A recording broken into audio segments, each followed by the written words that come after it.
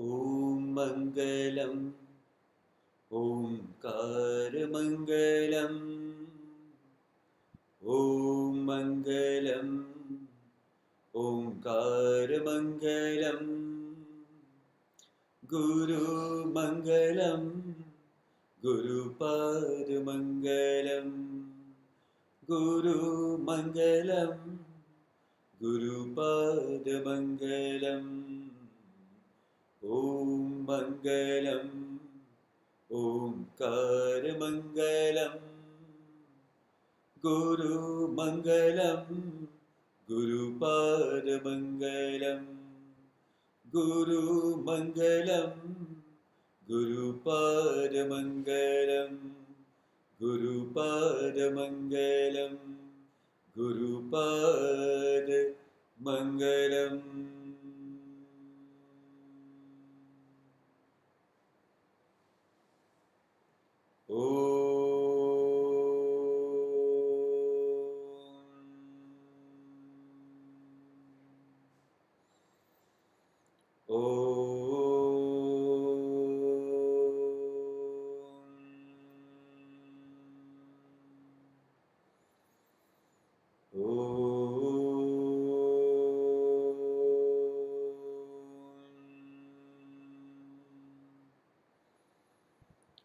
ॐ सहना भवतु सहनौ भुनक्तु सह वीर्यं करवावहै तेजस्विनावधीतमस्तु मा विद्विषावहै ॐ शान्ति शान्ति शान्तिः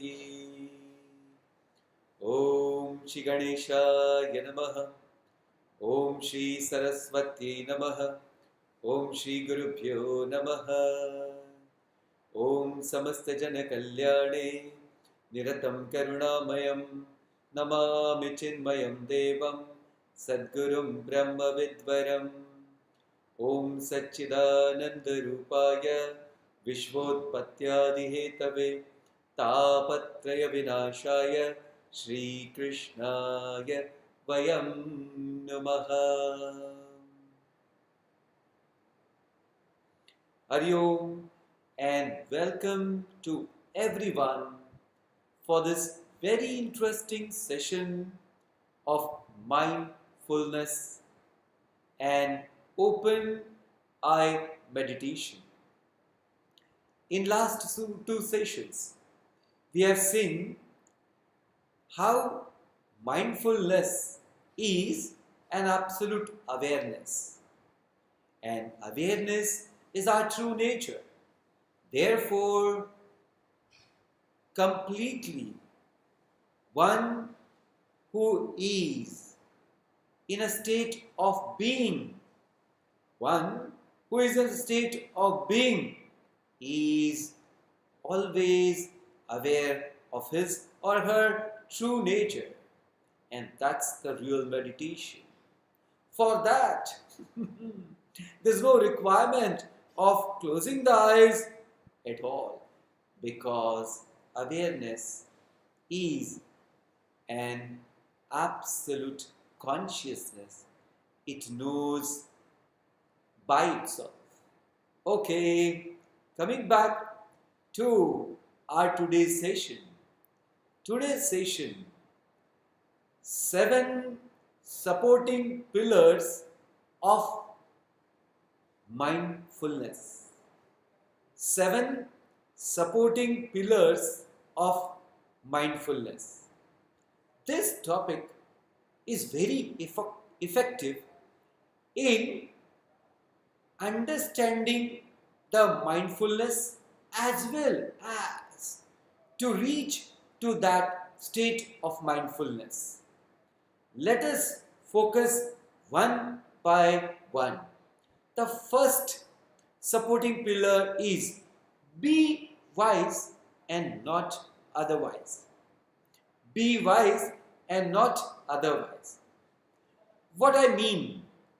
See, one who is completely in the present situation and does not get into the past unnecessarily or does not get carried away by the past experiences unnecessarily. Also, one who does not get into a wrong thinking about a future. That means does not jump off and on to the future without any reason. So, such person who knows the present as the reality and focus on the present is a wise person. I would give a beautiful example. See what happened.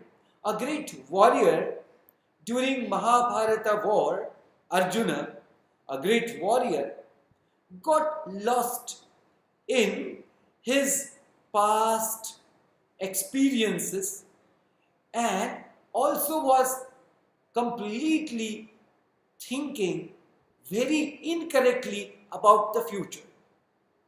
So, a right advice was given by Krishna Bhagavan that, oh dear Arjuna, do not waste your time in brooding over the past and do not ever keep thinking of future which at present is not there.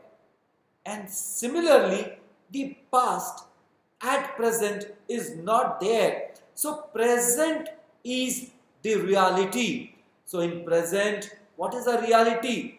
All of them, O Arjuna, whosoever are standing in front of you, in opposite army, they are there to fight with you. So please do not sympathize. Be very firm on your role. Be firm on your duty. Be firm on the present reality. And therefore, if he who or she who understands the situation and completely give his or her best in the present is a wise person. And this wise person, that means a present situation. Also, the mind in presence is a direct support for the mindfulness. So hope the first pillar, which is a supporting pillar of mindfulness, is clear in our mind. Now, let us take up the second pillar. The second pillar is be sensitive and not sentimental. Be sensitive and not sentimental. Being sensitive is to understand everyone around us. Being sensitive is to understand everyone around us. Also, we must understand the situation, whatever the situation there at that moment. And this person is not conditioned by any wrong notion. This person is not conditioned by any wrong notion. So, he who is not conditioned, but he has a great or right understanding for an individual or a situation or the world around, what will happen to him or her. The outcome of such no conditioning of the mind, or one who is absolutely sensitive towards the person, that means towards an individual or people and situation, his mind will think correctly and his intellect will take a right decision. So the experiences of life, when it keep coming to all of us, and if we are not conditioned by anything, what happens? Our mind remains very active and thinks correctly. So, one who thinks correctly can take a right decision at right moment. What happens in a sentimental people? They are conditioned by so many things. So therefore, the experiences of life are very difficult for them to digest. And they get carried away by the experiences of life and become very touchy to situations as well as the comments of the people as well as a reaction of this world. And therefore, they cannot really practice mindfulness. Whereas a sensitive person who is not conditioned, who is not sentimental, can correctly understand the situation around the person or individual and the world and take a right decision at right time. A classic example has come to my mind. What's that? See, in years before, Mohan Karamchand Gandhi, he was traveling somewhere and he had a ticket, railway ticket of first class compartment. Having got the ticket of first class compartment, when he entered and wanted to rest as the train will start, then the guards, the Britisher guards, they have taken him forcefully out of the bogie with his luggage and threw him out. He was absolutely insulted. But at this moment, a very, very crucial moment, Mohan Karamchand Gandhi did not allow his mind to be sentimental. His mind took a right decision. His intellect was absolutely judging the situation correctly. What decision did he take? He took a right decision. Understanding the whole situation of country, knowing that if I am an educated person, if I am a barrister and who has so much of name, fame and education, these people, the Britishers, that time, they treated him so badly. How would they treat to my brothers and sisters of the India, those who are staying or living in so many small places called as villages? This thought has given him such an inspiration. From Mohan Karamchand Gandhi, he has become a Mahatma Gandhi. Just imagine. One has to be sensitive and not sentimental. One who is sensitive can very rightly follow mindfulness. Now, the third supporting pillar of mindfulness is be responsible and not fearful. Be responsible and not fearful.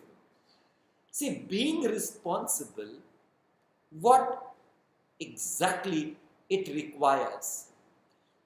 For the responsible or for the responsibility, what is required? Very important point. We require right knowledge of our action as well as right knowledge of the field where I am going to act. That also requires a experience with a very expert guidance. What I mean, let me be more clear about it, that a person should have a right knowledge about the field and the action.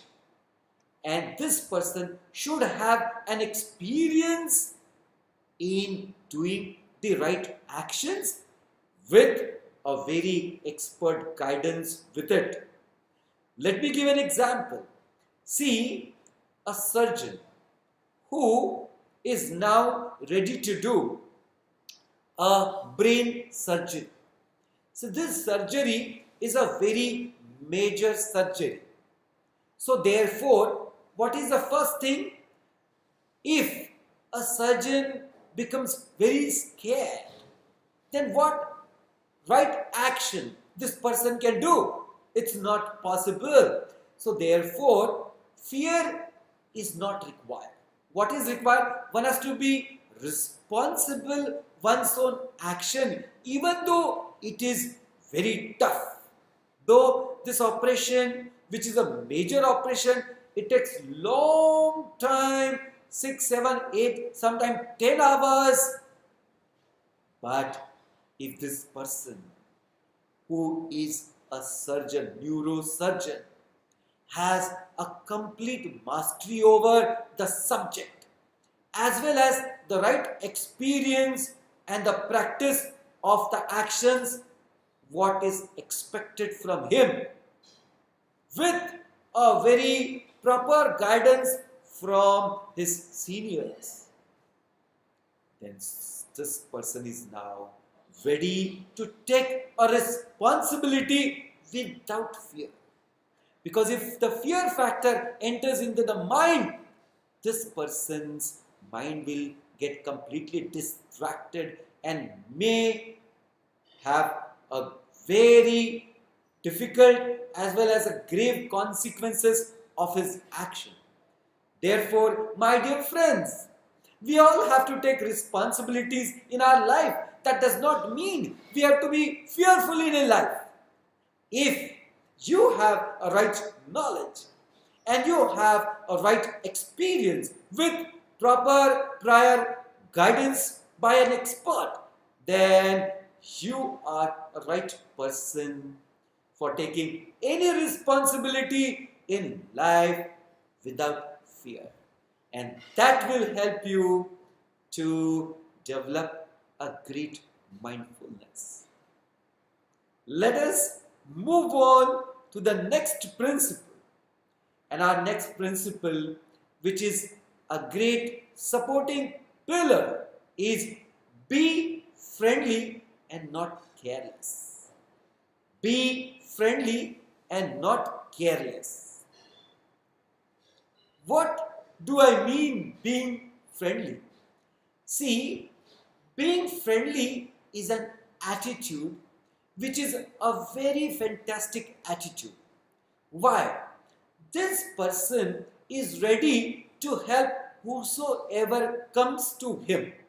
Whosoever comes to him, and does not have any partial mind that I will help this person, I will not help that person because this person is very dear to me and this person does not have that sort of dearness for me. Now, this is not a friendly mind. Friendly mind is an open mind. One who wants to extend his or her hand to anyone who comes for the help. Who comes for the help. In his mind, he has grown above the likes and dislikes. So, such person can do a great help to anyone who comes to him. Can I give one example which makes this point more clear? See, in a class, there are n number of students and all of them have a different category. All of them have a different lifestyle. All of them have a different life status too. But a teacher in the class is equal to everyone. Whosoever comes to him, he gives his best without any partiality. He does not see who is asking a question, how many times he is asking a question. This person is always ready to extend his helping hand and make that person come out of the difficult situation or difficulty, whatever he or she is facing. So, this friendly attitude is extremely important in practicing the mindfulness. Is extremely important in practicing mindfulness. Now coming up our next supporting pillar, very important. Be focused and not distracted. Be focused and not distracted. Being focused, what do I mean? Being focused, the first point. When a person is focused, he knows what he wants and why he wants. What he wants and why he wants. Therefore, when clarity is there in his mind and intellect, any situation, even if it is unconducive, it does not really affect this person and takes away his focus. Never, never. Even in the most difficult situation or unconducive situation, this person remains focused because he knows what exactly he wants and why he wants it. Fantastic example, and everyone loves this entity or a person, and that is Hanumanji. How is it so? See, when Hanumanji wanted to go to Lanka to find out Sitaji, when he jumped from the shore of the sea, the first obstacle was Mainaka Parvat, and this was sent by the Devatas to test Hanumanji, that whether he is qualified to do this job. So, when Mainakaji or Mainaka Parvat came with all the comforts on him and started requesting Hanumanji, "Oh dear Hanumanji, you are going so far. Now you need some rest. You will get some strength. So rest for some time. I will provide you this, that, and so on." Hanumanji, with his very right approach, told him, "My dear Mainakaji, I have one focus in my mind right now. So, for me, there is no other thing required at present. So, keep whatever request of yours with yourself. I may have a time while returning back, so I may think about it." So, he very beautifully got out of it and never got tempted because of the comforts. So the first important point, when you are focused, do not fall prey to any comfort. Second important point, then came Surasa. Surasa was in the form of a very big snake, and that snake told Hanumanji that "I want to eat you." So Hanumanji requested, "My dear Sursa Mata, please wait, let me accomplish my master's job and then I will be ready for you." She was not agreeing, so he could find a very beautiful trick. He said that if I enter your mouth, then you have to eat at that time. But if I enter your mouth and come out of it, and if you cannot eat me, then you have to leave me. She agreed. Hanumanji really became so big, so big, so big. So Sursa also stretched her mouth. Bhagwanji, Hanuman was very sharp and wise. He immediately became very small, entered her mouth quickly and came out of it.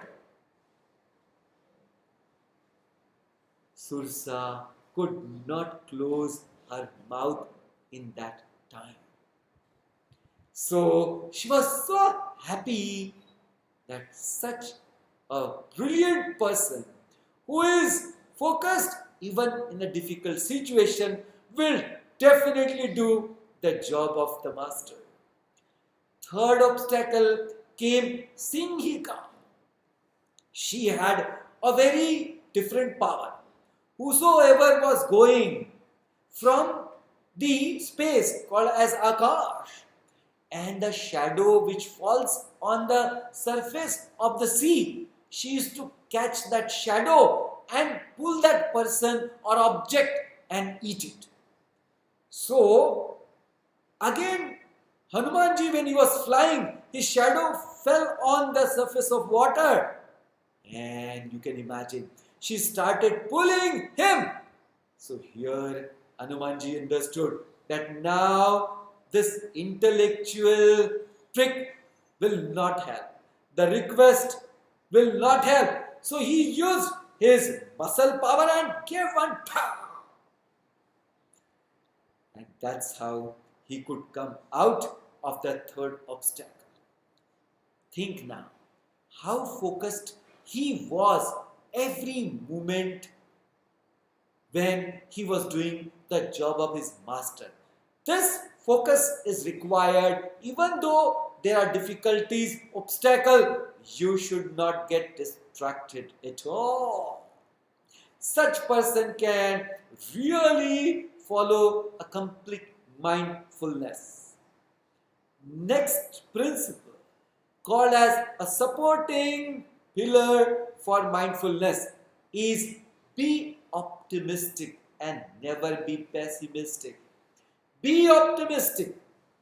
See, being optimistic means whatever this person wants to do, something specific, job, task. So, he remains very positive towards it. What does it mean? What is meant by positiveness? His mind is absolutely clear that my whole attention, my whole awareness is on my action, and I do not have to think continuously about the result of this action. So therefore, this person is not clinging to the results of the action. What is the outcome? Outcome is he can completely pour his energy in his action with complete positiveness, and therefore the action can be very effective. See, such person who is doing his action with very cheerful mind and a great enthusiasm is a very infectious. His cheerfulness, his enthusiasm is very infectious. We all know how infectious is cheerfulness and enthusiasm.